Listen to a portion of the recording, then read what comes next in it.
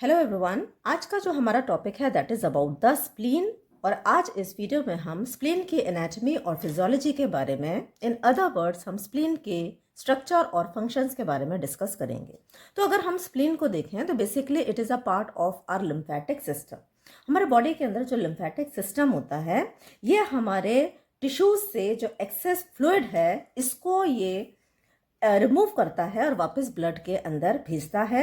And at the same time ये हमारे body के इम्यून सिस्टम का पार्ट भी है। तो हमारा जो लिम्फेटिक सिस्टम है ये लिम्फॉइड ऑर्गन से बनता है।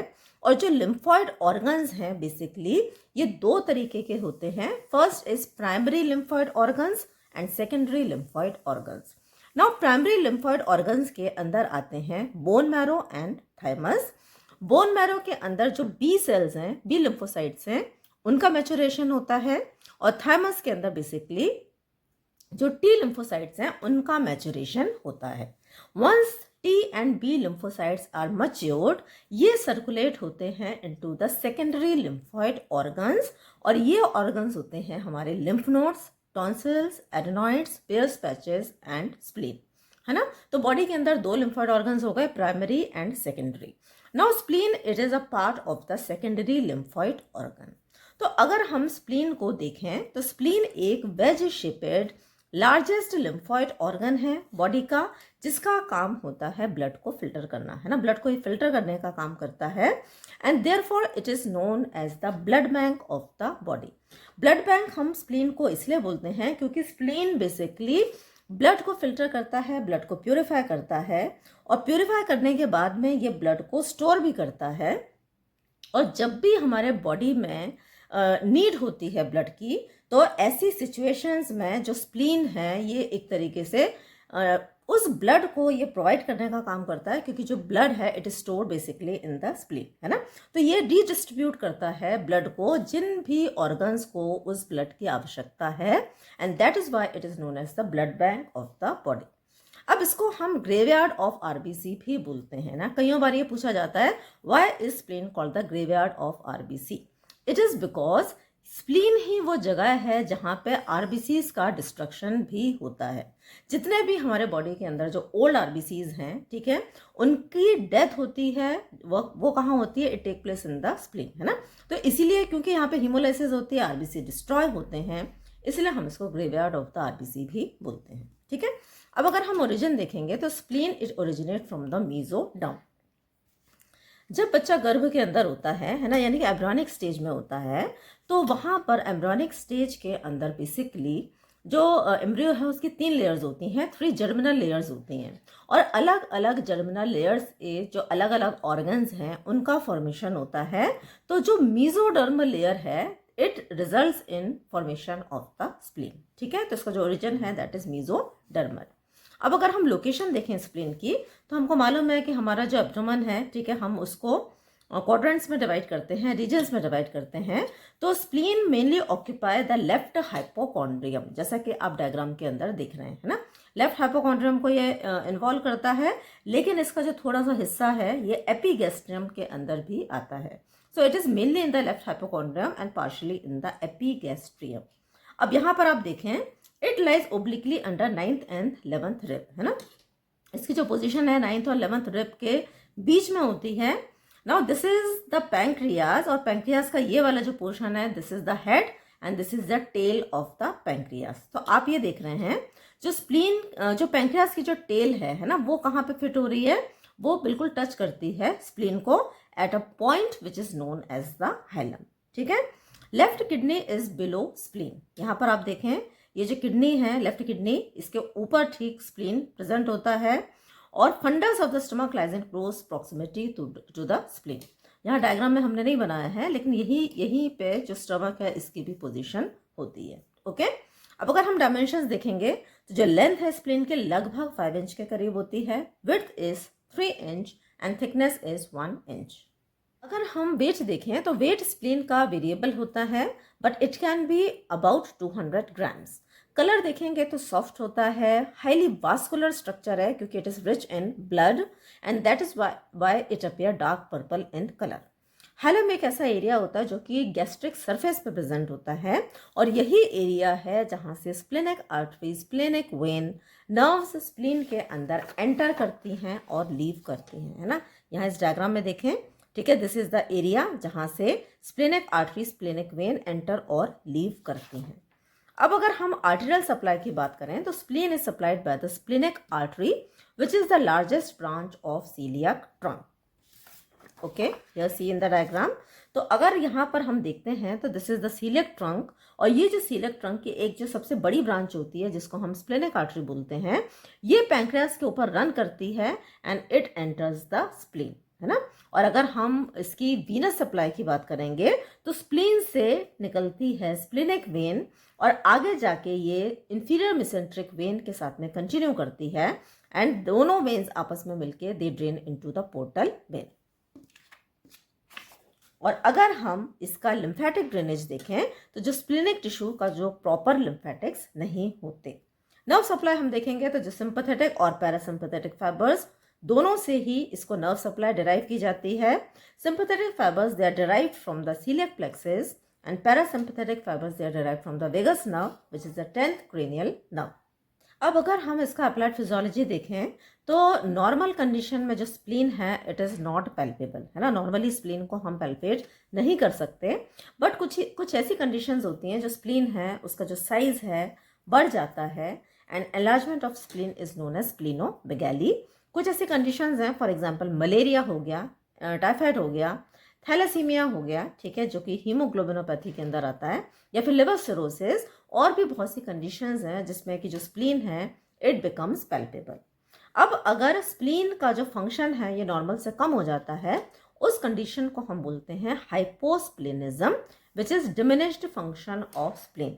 हो सकता है जब भी हम स्प्लीन का पार्शियल रिमूवल करते हैं तो जो स्प्लीन का फंक्शन है इट इज डिमिनिश्ड, और जब हम स्प्लीन का टोटल रिमूवल करते हैं that is the surgical removal of spleen, it is known as splenectomy.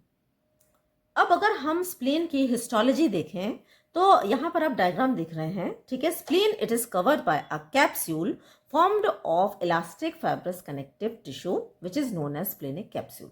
तो ये जो स्प्लीन है it is surrounded by a fibrous connective tissue. अब कनेक्टिव टिश्यू का जो फाइब्रस कनेक्टिव टिश्यू होते हैं बेसिकली ये एक तरीके से किसी भी ऑर्गन को स्ट्रेंथ प्रोवाइड करने का काम करते हैं, है ना। तो ये जो स्प्लेनिक कैप्सूल है ये फाइब्रस कनेक्टिव टिश्यू का बना होता है। अब ये जो कैप्सूल है it is deeply indented at medial aspect of spleen which is known as hilum, है ना। तो ये कैप्सूल देखें, ये अंदर की तरफ इस तरीके से इन्वेजिनेट करता है। ये वाला जो एरिया है इसको हम बोलते हैं hilum. Narrow fold-like septa extend inward from capsule, dividing the spleen tissue into several incomplete lobules. These septa are known as trabeculae. यहाँ पर आप देखिए, अब ये जो कैप्सूल है यहाँ से कुछ नैरो सेप्टा यानी कि पार्टीशंस, है ना, ये कैप्सूल से अंदर की तरफ आ रहे हैं लेकिन पूरे अंदर नहीं आ रहे, ये आधे आधे अंदर आ रहे हैं। और इस तरीके से ये जो स्प्लीन है इनको ये न्यूमरस लोब्स के अंदर डिवाइड करते हैं और इनको हम बोलते हैं these are known as trabeculae. Okay, the parenchymal tissue enclosed within the capsule is called splenic pulp. अब इसके अंदर जितना भी ये जो हमारा पेरेन्काइमल टिश्यू है इसको हम स्प्लेनिक पल्प बोलते हैं। ये जो स्प्लेनिक पल्प है ये दो तरीके का होता है, one is white pulp and another is red pulp. अब पहले हम व्हाइट पल्प को देख लेते हैं। It is scattered in the form of a patch, है ना। यहाँ पर आप देखें ये जो अंदर वाला भाग होता है इसको हम व्हाइट पल्प बोलते हैं जो कि पैच के फॉर्म में प्रेजेंट होता है। It consist of splenic cells और corpuscles aggregated around arteriole which appear whitish hence called white pulp. तो यहाँ पर आप देखिए ये हाइलम है। अब हाइलम से ये जो स्प्लेनिक आर्टरी एंटर करती है और एंटर करने के बाद में इट गिव्स ऑफ ब्रांचेस जिनको हम बोलते हैं सेंट्रल आर्टेरियोल। अब ये जो सेंट्रल आर्टेरियोल है इनके आसपास में इस तरीके से कुछ सेल्स प्रेजेंट होते हैं जिनको हम बोलते हैं स्प्लेनिक सेल्स और स्प्लेनिक कॉर्पसल्स, है ना। इनको हम लिम्फेटिक नोड्यूल भी बोलते हैं। ये रिपीटेशन हो गया पॉइंट का, ठीक है। और इनका एक नाम और है, इनको हम स्प्लेनिक कॉर्पसल या फिर मेल्फिजियन कॉर्पसल भी बोलते हैं। तो यहाँ पर आप देखें ये जो ब्लू कलर से हमने स्ट्रक्चर बनाए हैं इनको हम लिम्फॉइड फॉलिकल या फिर स्प्लेनिक कॉर्पसल या फिर मैल्फिजियन कॉर्पसल हम बोलते हैं, and they constitute the part of the white pulp. ये जो लिम्फोइड फॉलिकल्स हैं, ये जो सेंट्रल आर्टिरोल है, इसी के ये आजू बाजू इस तरीके से अरेंज रहते हैं, है ना। क्योंकि ये व्हाइट कलर का अपीयरेंस देते हैं, इसलिए हम इसको व्हाइट पल्प बोलते हैं। और जो रेड पल्प है, it forms the maximum part of spleen, जैसा कि आप डायग्राम के अंदर देख रहे हैं, है ना। जो बाहर वाला पोर्शन है ये रेड पल्प को कॉन्स्टिट्यूट करता है। और ये रेड है, क्यों रेड होता है? क्योंकि इसके अंदर आरबीसीज प्रेजेंट होते हैं, है ना। Because of excess present of RBCs it is red in colour and that is why it is called red pulp. अब क्या क्या चीजें इसके अंदर प्रेजेंट होती हैं? तो इसके अंदर देखो आप, ये आरबीसी प्रेजेंट है, ठीक है। स्प्लेनिक साइनोसॉइड्स प्रेजेंट हैं, these are splenic sinusoids. I think I have not labeled it. Okay, here, है ना। ये जो वीनस साइनसेस हैं, इन्हीं को हम स्प्लेनिक साइनोसॉइड्स बोलते हैं। फिर स्प्लेनिक कॉर्ड्स होती हैं, लिम्फोसाइट्स होते हैं, मैक्रोफेजेस होते हैं और अदर ब्लड सेल्स होते हैं। थोड़ा सा हम यहाँ पे देखते हैं। देखिए, ये स्प्लेनिक आर्टरी आई, सेंट्रल आर्टरियोल में डिवाइड हो गई, इसके आसपास में हमारे स्प्लेनिक सेल्स हैं, है ना। अब इसी तरीके से स्प्लेनिक वेन यहाँ से ब्लड को लेकर जाती है। तो ये जो स्प्लेनिक वेन है, यहाँ पर जो ये वाली वेन है, यहाँ पर बहुत सारे साइनसेस प्रेजेंट होते हैं जो कि रेड पल्प के अंदर प्रेजेंट होते हैं।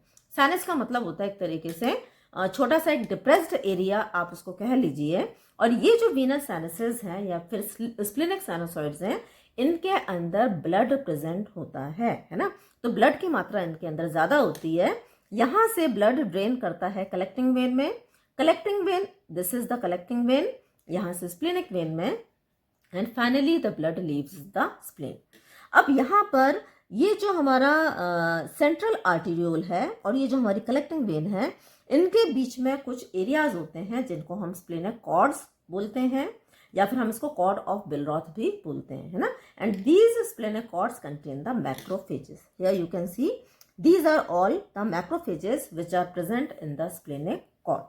तो रेड पल्प अगर हम देखेंगे तो रेड पल्प के अंदर क्या होता है? बेसिकली आरबीसीज होते हैं, लाइव भी होते हैं और डेड आरबीसीज भी होते हैं। स्प्लेनिक साइनोसॉइड्स होती हैं जो कि कटोरियाँ जैसी होती हैं जिसके अंदर ब्लड भरा होता है, और जब भी बॉडी की नीड होती है तो ये जो ब्लड है ये हमारे स्प्लेनिक वेन के माध्यम से हमारे बॉडी का जिस भी ऑर्गन में नीड होती है वहाँ पर पहुँच जाता है ना। लिम्फोसाइट्स होते हैं, मैक्रोफेजेस होते हैं और भी दूसरे ब्लड सेल्स प्रेजेंट होते हैं। अब अगर हम स्प्लीन के फंक्शंस को देखें तो जो पहला फंक्शन स्प्लीन का है दैट इज फैगोसाइटोसिस। फैगोसाइटोसिस का मतलब होता है जो भी हमारे फॉरेन पार्टिकल्स होते हैं, बैक्टीरिया हो गया, वायरस हो गया, पैथोजेंस हो गया, जो भी हमारे बॉडी को नुकसान पहुंचाने वाले होते हैं, उनको मार के खा लेना, उस प्रोसेस को हम बोलते हैं फैगोसाइटोसिस, है ना। तो स्प्लीन के अंदर जो हमारे मैक्रोफेजेस हैं, दे एक्ट एज फैगोसाइट्स। तो ये क्या करते हैं? हमारे जितने भी ओल्ड आरबीसीज हैं या लिम्फोसाइट्स हैं, थ्रोम्बोसाइट्स हैं, इनको ये डिस्ट्रॉय करने का काम करते हैं, and hence it is known as the graveyard of RBC, है ना। तो जब ये ओल्ड आरबीसीज, लिम्फोसाइट्स, थ्रोम्बोसाइट्स या फिर दूसरे भी जो इन्वेडिंग ऑर्गेनिजम्स हैं, जब ये फिल्टर आउट हो जाते हैं, बॉडी से रिमूव हो जाते हैं, तो इसीलिए हम इस प्रोसेस को बोलते हैं फैगोसाइटोसिस, ठीक है। That is one of the function of spleen. किसके माध्यम से होता है? With the help of macrophages. दूसरा फंक्शन है हीमोपोइसिस। हीमोपोइसिस का मतलब है ब्लड का फॉर्मेशन, है ना। तो इंट्रा यूट्राइन लाइफ के अंदर जो स्प्लीन है ये आरबीसीज को प्रोड्यूस करता है। Then it act as a reservoir of blood, है ना। रिजर्वॉयर का मतलब होता है ये एक ऐसी एरिया है जहाँ पे जो ब्लड है ये स्टोर होता है। कहाँ पे स्टोर होता है? ये स्टोर होता है इन द साइनोसॉइड्स। तो spleen stores blood, it also stores RBC, है ना। ब्लड भी स्टोर करता है, आरबीसी भी स्टोर करता है। जब भी बॉडी की नीड होती है, they are release in the circulation and hence it is known as the blood bank. अभी हमने स्टार्टिंग ऑफ द वीडियो में पढ़ा था, ब्लड बैंक इसलिए बोलते हैं क्योंकि यहाँ पे ब्लड प्रेजेंट होता है बॉडी की डिमांड के अकॉर्डिंग। यहाँ से जो ब्लड है it is released into the area, ठीक है। Sinuses serve as a reservoir where blood is stored. Then role in defence of the body. तो स्प्लीन हमारे बॉडी के डिफेंस मैकेनिज्म में भी रोल प्ले करता है, क्योंकि ये हमारे बॉडी को इन्फेक्शन से प्रिवेंट करने का काम करता है ना। कैसे करता है? By antibody production. It makes and consist of lymphocytes and form antibodies. तो इसके अंदर क्योंकि लिम्फोसाइट्स होते हैं तो ये एंटीबॉडीज का फॉर्मेशन करता है। मैक्रोफेजेस होते हैं तो माइक्रो ऑर्गेनिजम्स को डिस्ट्रॉय करते हैं, फॉरेन बॉडीज़ को डिस्ट्रॉय करते हैं और इस तरीके से बॉडी को जो इन्फेक्शन है उसके अगेंस्ट में लड़ने में इम्पॉर्टेंट रोल प्ले करते हैं, है ना। एक पॉइंट और है, जब भी हमारे बॉडी के अंदर इन्फेक्शन आता है तो हमारे बॉडी के जितने भी लिम्फ नोड्स हैं, है ना, लगभग 400 to 450 लिम्फ नोड्स हमारे पूरे बॉडी के अंदर प्रेजेंट होते हैं। व्हेनेवर देयर इज इन्फेक्शन तो ये जो लिम्फ नोड्स हैं ये एनलार्ज हो जाते हैं। इन लिम्फ नोड्स के अंदर प्रेजेंट होते हैं लिम्फोसाइट्स, है ना, क्योंकि हमको जो फॉरेन बॉडी है, इन्फेक्शन है, बैक्टीरिया के अगेंस्ट में लड़ना है तो ये एनलार्ज होते हैं, अपने नंबर को बढ़ाते हैं और इसीलिए ये हमारे बॉडी का डिफेंस मैकेनिज्म में इंपॉर्टेंट रोल प्ले करते हैं। और लास्ट पॉइंट है, इट स्टोर्स आयरन, है ना। अब अगर हम आरबीसी को देखेंगे, आरबीसी का जो ब्रेकडाउन है जिसको हम हीमोलाइसिस बोलते हैं, दैट टेक प्लेस, ठीक है, कहाँ होता है, ये होता है हमारे स्प्लीन के अंदर। आरबीसी जब टूटेगा तो आरबीसी टूटेगा तो हीमोग्लोबिन रिलीज होगा। Haemoglobin again breaks into haem and globin. Globin एक प्रोटीन पार्ट होता है जो कि अमाइनो एसिड्स के अंदर ये ब्रेक करता है और जो हीम है ये डिवाइड होता है आयरन में एंड बिलिबर्डन में, which is basically bile pigment, है ना। Now this bile pigment it goes to the liver, लेकिन ये जो आयरन है, this iron it is stored in the spleen. तो आयरन भी स्प्लीन के अंदर स्टोर होता है और जब भी बॉडी की नीड होती है this iron is released. Okay, तो आज हमने इस वीडियो में स्प्लीन के एनाटॉमी और फिजियोलॉजी को डिस्कस किया। तो बेसिकली स्प्लीन की जो हिस्टोलॉजी है और उसके जो फंक्शंस हैं और उसके जो एक्सटर्नल फीचर्स हैं वो आज हमने इस वीडियो में पढ़े। तो I hope you have understood this topic. तो अगर आपको वीडियो पसंद आया है तो वीडियो को लाइक करें, चैनल को सब्सक्राइब करें, वीडियो को शेयर करें। Thanks for watching.